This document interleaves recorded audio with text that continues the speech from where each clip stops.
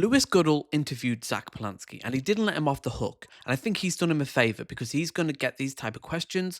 He's got to be sharp. And I think he did really well. So let's get straight into the interview because it's a long one. Given we've had the week in Britain that we've just had, you're Jewish, you're from Manchester. Your reactions to the last week? I mean, there's no other authentic reaction other than to say this has been horrific. I'm from the Jewish community. I grew up near the synagogue. I went to synagogue close to the area, and I went to school near the synagogue. And to see what happened, the terrorist attack on our soil, has been deeply both personal and political. At the same time, as a political leader and as an elected member of the London Assembly, some of the work I'm proudest of is interfaith work. And I'm also aware at the same time of the arson at the mosque last night. And I think all of these are reminders that when the forces around the right and the far right come for minority communities, they come for all of us. And actually, the most important response is solidarity. What are your reactions to the Home Secretary's this morning proposals on the right to protest? I mean, she's talking about the idea of trying to give the police more powers to enforce some restrictions on repeated protests. Hard not to conclude, she denied this to me, but it's hard not to conclude that she's got the Gaza protests in mind with regards to this. What do you think of these proposals? I think it's deeply irresponsible. I think it's looking to crush dissent. And actually, so I don't repeat too much what your listeners have just heard, I think Baroness Varsi spoke really fluently on this, that this cannot be about turning communities against each other.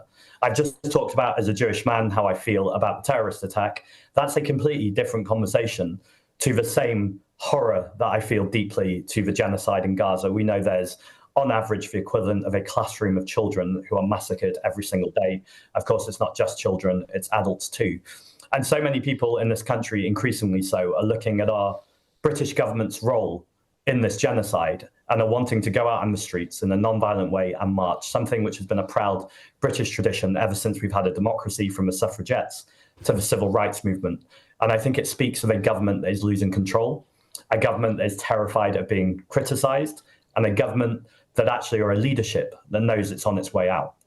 And so I'd call on the government and the Home Secretary to do the right thing, both in terms of stop selling arms to Israel and allow people to protest. There was a protest recently with pots and pans where people were protesting against the famine in Palestine. And actually the reason given by the police for stopping this protest was it might disturb businesses. What do you think the British... This is going to cause a massive backlash. If they carry on with this, with the prescribed Palestine action, so-called terrorists, optically it makes Labour look stupid. 89-year-olds, blind people being arrested, old people in wheelchairs. Doesn't look good for Labour. And then you've got this cracking down essentially on these, obviously, pro-Palestine marches, anti-genocide marches. There's going to be a huge backlash. And this should be even from the right. I can even almost see this, although they are hypocrites and they don't care about freedom of speech. This is trying to suppress criticism of Labour's complicity in genocide. You saw it with Owen Jones questioning MPs. They're in denial, even though they voted to recognise a genocide. Labour are done. If they crack down on protests, Labour are done. They're already done, but they're going to be really done. The Home Secretary earlier was around this quite remarkable invitation from the Israeli government to Tommy Robinson, or an Israeli minister, to Tommy Robinson to go and speak in Israel, saying that he had been a defender, effectively, of British values against what they called as Islamic fascism or Islamism. What do you think the British government should do about that? I think they should call it out. I think in the same way that we had 150,000 people march on the streets, and the Prime Minister didn't seem to do or say anything at all. In fact, his response was to change the rules around indefinite leave to remain. It wasn't just a dog whistle, it was practically a foghorn. Look, this is ultimately about leadership and how we speak to people in this country. And this was a moment of all moments for the Prime Minister to get the lectern out, to be outside Number 10, to have that moment of speaking to the country. Of he called Farage a racist. Surely you'd welcome that? Or he said that the policy, I should say, was racist. Well, he finally got there in the end, but he actually should have called Farage a racist. And I think it's about time we start to call people who and what they are. Now, that doesn't mean anyone voting for reform is necessarily a racist. It means that some racists, in fact, most racists, will be voting for reform. We need to have complexity and nuance in this conversation. But it just feels like the since you mentioned, I mean, fair enough. I was going to come to this a bit later, but since you mentioned complexity and nuance, you've described Nigel Farage as a fascist. Now, fascism, the last time I checked, involved ultra-authoritarian nationalism, the suppression of dissent, a single-party state, a cult of personality, and the use of violence or paramilitarism to achieve its end. Which of those criteria would you... Again, fascism has changed since the 20th century. This is disingenuous, but also a good question, because people are going to ask this question. Is Nigel Farage a fascism? I think Zach's answer is pretty good, actually. Say Nigel Farage satisfies? I think most of them are on the way if you actually listen to the things that he's saying. Also, what, a single-party state? He's not proposed to abolish British democracy. That's absurd. Did Hitler do that? Did Hitler propose that, though? This isn't how fascism works. And there's a real misunderstanding of what fascism is, because it doesn't come walking down the street goose-stepping with tanks. Now, fascism, 21st century fascism, is very different. It's dog whistles. It is ultranationalism, anti-immigration. He wants to ban critical race theory and trans ideology from universities. His enemy is the left. Just because they coat it in softer language. Again, Trump support? January the 6th? You think Nigel Farage was condemning Trump over that? Well, he's not yet, but also during Brexit, when you think about Take Back Control, some of the themes that were in there all seem to be speaking. What you think that Brexit was about the consolidation and the creation of a single-party state? I think Brexit was ultimately about protecting the wealth of multimillionaires and billionaires. Yeah, but that's different. No, you're changing the conversation there, Zack Polanski. I've just asked you about how you think Nigel Farage satisfies the criteria of fascism, one of which involves a really key one, the creation of a single-party state. What has Nigel Farage said or done? Not necessarily. Not necessarily. It is more nuanced, again, than what fascism was in the 20th century. You think Viktor Orban is kind of, they have some virtue signals and they do have elections, but it is authoritarian. It's a fascist state. China pretends to be a democracy. Putin pretends to be this kind of open guy. Sometimes they even have elections. Would you say he's fascist? Yes, pretty authoritarian. Which would indicate any legitimacy to the idea that he's in favour of a single-party state. Well, I was about to finish with what I was saying, which is when you have excess power in this country and wealth, which often come together, when that utilizes working class resentment, you don't have to be a historian to know there are many times in the history when that's exactly when fascism begins. Now, it does not begin, as people say, in jackboots. It doesn't begin always with militarism. It actually begins with the kind of rhetoric we're saying. So if you're asking me, is Nigel Farage in full-blown fascist rhetoric? Absolutely not. But if you actually listen and no, that's because that's why he's so effective. Because he does coat it in language, dog whistles, fig leaves, obfuscation. You think he learned the lessons from the BNP. We know that. He professionalized the far right. He proudly boasted that he seen off the far right BNP and they've made it acceptable, mainstream. And obviously that's what fascists are going to do. They're not going to go around. Like, only the dumbest Nazis would admit to being Nazis. They don't. They will dog whistle. They'll be like, oh no, I've got no problem. And then you talk to them and it's soon problems of Jews, problem with global cabals, problem with the Great Replacement theory. We need to have a nuanced debate about fascism. Lewis, you're someone who listens very closely to the things he's saying. He's constantly echoing things that have happened in history. And by the way, in this conversation, Keir Starmer doesn't get off lightly either. If you're going to go on stage and quote Enoch Powell, now he says he didn't know that's what he was doing, or that's not what he meant. I don't believe that for a second. But Zack Polanski, you're the one who said that we need to have more nuance and complexity in our conversations, and yet you're the I'm from the. He has given nuanced debate on that. He's given nuanced discussion on fascism. You're giving this old 20th century fascism. Fascism has changed, and it's an idiosyncratic ideology. It manifests in different ways. Although we are seeing tendencies with Modi, with Putin, Trump, Bolsonaro, Viktor Orban, there is similarities here. Farage has a relationship with the far right, the AfD, and pretty fascist people across the world. Putin is his most admired leader. We need to call it what it is. We do. We've let them kind of just become normalized. Let fascism become normalized. We need to scrutinize this. Either. If you're going to go on stage and quote Enoch Powell, now he says he didn't know that's what he was doing, or that's not what he meant. I don't believe that for a second. But Zack Polanski, you're the one who said that we need to have more nuance and complexity in our conversations, and yet you're the one calling Nigel Farage a fascist. Not only do you call Nigel Farage a fascist, you said in your conference speech, accusing Labour politicians of, quote, being active participants in the murdering of Palestinians. So they're murderers, you think? I think if you sell weapons and bombs that you know are raining on people day in and day out, then I think that's a war crime, and I think you should take responsibility. So you're saying that the... Not only that, but deny the genocide. Many Labour politicians, we saw it with Owen Jones's conference coverage, are denying there's a genocide going on. So it's not just we're giving them the parts for F-35 fighter jets, which is a war crime, with, I think, the 4th biggest arms producer in the world after America, China, Russia, and then the UK. Yes, we have blood on our hands. Obviously, over the last year, when Starmer's been in power, we've been enabling the genocide. This is unambiguous. The Labour politicians are murderers. I'm saying that Labour politicians know exactly what they're doing when they vote, or when they are continuing not to condemn and not to vote against arms sales. They've just recognised the Palestinian state. There's a highly, highly regulated regime.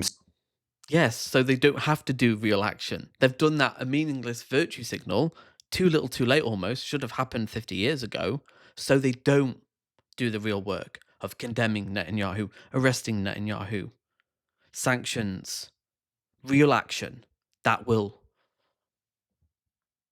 either at least make an attempt to stop the genocide or hold the right people to account. Security regime, which you know is complicated because Israel have got difficult relations with some of its enemies, who, by the way, are also our enemies, and yet despite that fact, you're calling them murderers. Don't you think that politicians ought to be a little bit more careful, particularly in serious positions like yours as the leader of a political party, particularly given all of the political charge and political violence that we're seeing, about using language like fascism and murderers? Despite the incredulity of your tone, I think anyone can see it is a basic, obvious fact. If you sell weapons to a country that the UN, many genocide scholars are saying are complicit, are active enabling in a genocide, then what I'm saying is complex, it is nuanced, but it's also pretty simple. They're murderers. It doesn't sound very nuanced, that Polanski, that they're murderers. Well, that is not a nuanced statement. Give someone a weapon, if your actions give someone a weapon, and that weapon ends in the... How is that not nuanced? It is. He's saying the government enabling the genocide. That is nuanced. It is nuanced. It's not a direct murder, but when you enable it, the second most powerful country who could really push back against Israel and Netanyahu he's not been doing enough. Yes, there is complicity here. It's again obvious. Deaths of thousands, tens of thousands. And you know it is a point of contestation where the British government denies that those weapons are being used in that genocide, as you put it. So it is more complicated. And you're the one who talks about complexity and nuance, and then you give a series of statements which aren't complex or nuanced at all. Well, it's good that we're having a conversation so we can keep the complexity and we can keep the nuance.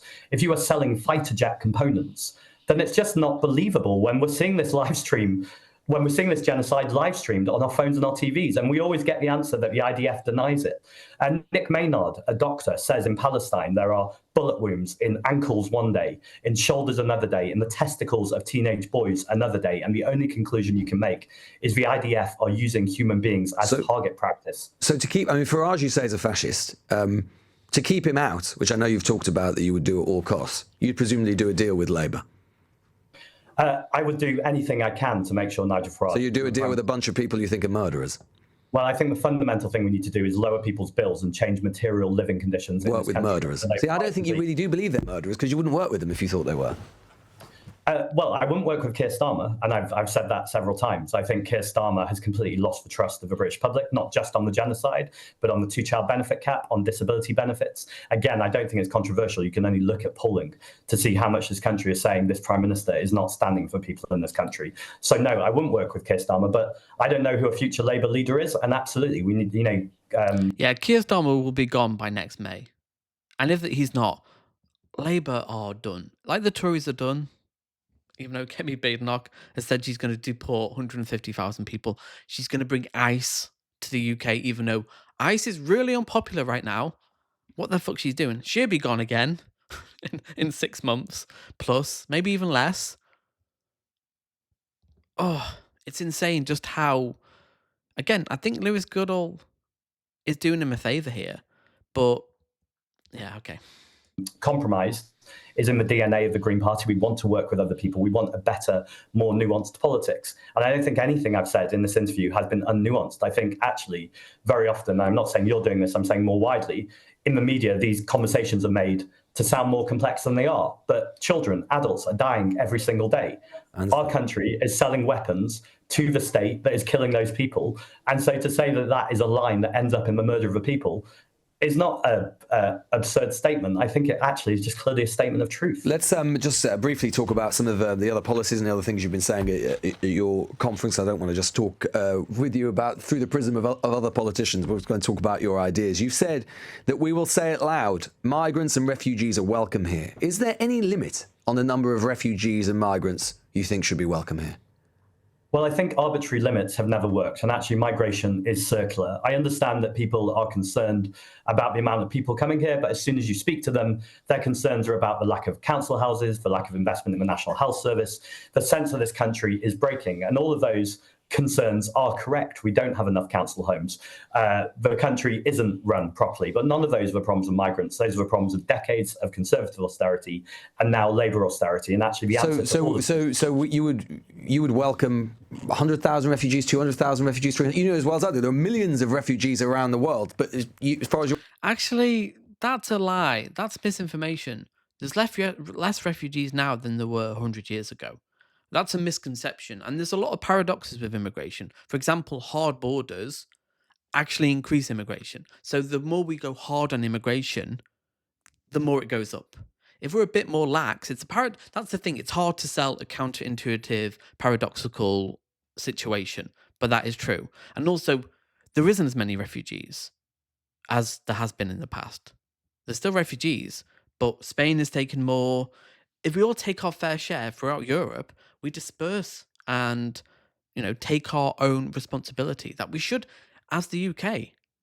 But again, I think Lewis Goodall is doing a good job here because this is the disingenuous question that Zack Polanski is actually going to have to deal with. Because I think Lewis Goodall is probably going to vote Green Party. So, no anger towards Lewis Goodall necessarily. concerned, the Green Party in England and Wales, there's no limit on the numbers. There's no limit to the capacity we might be able to absorb realistically. Well, we don't even need to have an abstract conversation about this because when Tony Blair said that he was going to open up the borders for migration, people came up with all sorts of scare numbers. But actually what happened is people came and people left. And that's how migration is always circular. A lot of people came. 1 million people came from the EUA, and that led to Brexit partly. Well, you have British people living all over the world. And actually, I think there will always be push and pull factors. But I don't think we should want to live in a country where people don't want to. But you believe in local democracy, don't you? Yeah, absolutely. So what happens if local democracy says they're not welcome here? Well, that's why we need to have leadership. And actually what we have is Donald Trump says something one day, Nigel Farage says it the next day, and then Keir Starmer... No, it's got nothing to do with Farage. It's got nothing to do... Well, it has, because that's the media environment. Without Farage and these demagogues who tap into insecurities and concerns about immigration in disingenuous and often misinformed ways, yes, you do get that. You do get Brexit. You do get lies about immigrants. Even you saying that there's millions of refugees, actually no, we're at the lowest numbers we've been in decades. So yes, actually Farage and the demagogues are a big part, and the media environment as well, has the last 30 years, constant bombardment of fear about immigrants. Yes, that informed Brexit, and that informs the far right today. With them, I'm saying you're saying they're migration welcome. has You're nothing to saying do they're with welcome growth. here. You're saying they're welcome here, and I'm just saying to you, what happens if a local authority says they're not welcome here? Would green ministers say no, you've got to have them? In which case, you don't really believe in local democracy, do you? That's absurd. It's the same conversation as where we build Literally families. happens all the time. Well, ultimately, you need to have a more holistic conversation. So you need to be making sure that there is leadership from the top, which is talking about the fact that we have 150,000 vacancies in our National Health Service. Of course, we need to train British workers as well. But actually, ultimately, this is about making sure that those gaps that there are in our economy that need to be filled or have been filled by migrants, that work is still there. You've said this week you think all drugs should be legalized, including crack cocaine and heroin. Do you know what happened in Oregon? Yeah, it's the environment of pushing back to celebrate and look at the positives and be honest about immigration. Yes, there are downsides, like with anything, but we can alleviate that through policy. And there is very few downsides. Often it's the right wing that lie and perpetuate misinformation about refugees. Even the Times have done this, saying that there's been a spate of crimes. No, there haven't. Lies, complete fabrication. So we need to be careful. And you've got two options at the moment. You've got the Green Party on one hand going against the narrative from the far right about anti-immigration, woke, climate change. They provide a real alternative because you've got the Labour tapping into the same anti-immigration rhetoric. They're not going to do much with climate change. They're pretty, centre-right. You've got the Tories doing their own game. You've got Restore Britain. You've got Advance UK. And you've got Reform UK. Greens are the only one that really present an alternative based in reality, based in evidence, and actually bringing people together. Not divisive politics against the other and refugees who we should be helping. Not just on a practical level, but on a moral level. When that happened. Yeah, I also know what happened in Portugal. And actually what I'm talking about is being legalized and regulated. Ultimately, the war on drugs has failed. It is killing people. But just so the listeners know, because you know, I mean, obviously I've set that up, but I'm sure you know, but the listeners might not know. And you're right, there are other countries where different things have happened. But in Oregon, overdose deaths and visible drug use increased, treatment uptake was low, and last year the state legislature rolled back the decriminalization. So we should be a bit worried about that, shouldn't we? Not necessarily if you cherry pick your data, where it was really successful in Portugal. So you've gone, okay, and again, America, they're not a very individualistic country where you think Donald Trump or Joe Biden were putting the necessary resources into actually decriminalize this and not having the police crack down on this, because that's a big component of it that people don't talk about. It's again a nuanced thing. Well, I think there's lots of other things you need to do, which is why legalized and regulated is so important. Ultimately, if people have problematic relationships with drugs, then we need to make sure they have support, and that's led by the National Health Service. I want everyone to know that sometimes when you... Also, as well, comparing America to Portugal, America has deep mental health issues, deep inequality. I mean, Portugal's quite unequal, I think about the same as the UK, but there's deeper sociological issues that cause drugs and that will depend on how well it's dealt with. And also funding as well. Is drug addiction seen as a mental health and physical condition? If it is, yes. But in America, it isn't. You're just seen as kind of a failure. The fentanyl crisis harms mostly poor people. Do you think America broadly cares about poor people? No, it doesn't. And that's the deeper problem here. But we can't have a nuanced discussion if you kind of want to talk about legalizing drugs and you just bring up studies that say, oh, well, it didn't work in Oregon. Okay, can we have a wider conversation at the data? Say this, people think this is encouraging people to take drugs. It's actually the opposite. It's saying if people are taking drugs, let's make sure that's transparent and actually people can get the support that they need if their relationship with drugs is problematic. You propose in your conference speech to take back into public. Again, paradoxical, prohibition doesn't work. We saw that in America 100 years ago. If people want to do drugs, they should be able to do drugs. I'm not a drug person. I don't like drugs. But if you want to take drugs, that's your decision. That's your freedom. Again, if you abuse drugs, that's a different thing. That's a different discussion. But we should be helping people here. That should not be a controversial thing. Ownership, Britain's utilities and so on. Do you have an estimate for how much that might cost? Well, if you look at something like Thames Water, the shareholders themselves are saying it's actually worth nothing. When we sold Thames Water, we sold it with £0 debt. There's now billions and billions of pounds of debt. They've gone to shareholders and CEOs. I think ultimately people in this country are outraged that water companies are pumping sewage into our waters and charging us extra for the privilege. But well, obviously people will be outraged about that. But I mean, the IFS and others in the past, when this has come up, have estimated the cost would be around £200 billion. So where we're going to find £200 billion? Well, I think this is about taking it in the round, and it's recognizing that ultimately we sold off these water companies. They weren't sold off with any debt. They now have this huge amount. Sure, it's been a catastrophe, but it's just about how we get the money now to take it back into public ownership. It's a huge amount of money to find down the back of the sofa. Well, I think we take it back rather than paying them back. A few small people in this country. So forced nationalisation without compensation, seizure, state seizure. Well, we're talking expropriation. Ultimately, what we're saying is a few small people in this country have taken our power, our wealth, and our assets. So to be clear, because I think this is really important, Zack Polanski, and I think a lot of people will support you, but I just want to be absolutely clear. You would legislate to seize these assets by force. If I was in government and able to make this decision, I'd have the full force of the civil service to go, let's look at the most logical and coherent way to do this. No compensation for the... I think we should. Utilitarian argument. What's best for the British public? Donald Trump would do this. The left is too scared to actually do good things. Yes, you could argue it's authoritarian. But what else? We're going to just be fucked over by the water companies? And again, that would be my answer. Zack Polanski needs a more nuanced answer. And this is a difficult question. There is no easy answers. And I'm glad that Lewis asked it because it's going to be expensive. What are the practical solutions here? There's no easy ones. It's a paradigm shift from neoliberalism. And Zack Polanski is not the man, unfortunately, just to solve this problem. That's not fair on one individual. It's a more social rejection of the failures of privatization. That's what needs to happen. Everyone knows it's a failed project, but you need that political leader to really push against it. Shareholders, no compensation, and whatever impact that might have on investment and so on is in Britain as a destination for international investment. Two separate questions. Why should a shareholder get some compensation when these things have been run so badly and everyone else in the country has picked up the bill? In terms of investment in this country, a lot of these assets are owned by foreign investors. It's the most unpatriotic thing possible. Let's bring our assets back into our public hands and make sure it works for our communities and everyone whose bills are far too high right now. Our standards of living are far too low. Let's turn that around because those are the results of political choices. Do you think you could overtake Labour in the polls, Zack Polanski? We've just taken them over in London in a poll that was commissioned yesterday or came out yesterday. First London, next. Should Keir Starmer be afraid of you? He should be absolutely worried electorally about the Green Party.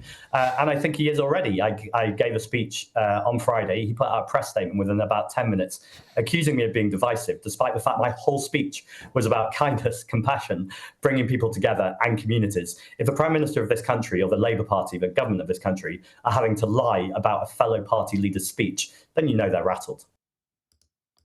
And they are, obviously. Labour, and rightly so. Lowest polling on records for Keir Starmer, deeply unpopular. I think 11% think they're doing good. I mean, who are those 11%? I don't know. God forbid. Great interview. I hope you made it to the end. If you did, hit the like button because we're going to be covering a lot of Zack as he progresses, gets more heated questions like this. Again, I think this was a good thing. A lot of people will be like, oh, too hot. No, he needs this. And I think he did a pretty good job. Tell me your thoughts below. How well did Zack do? And I'll see you in the next video.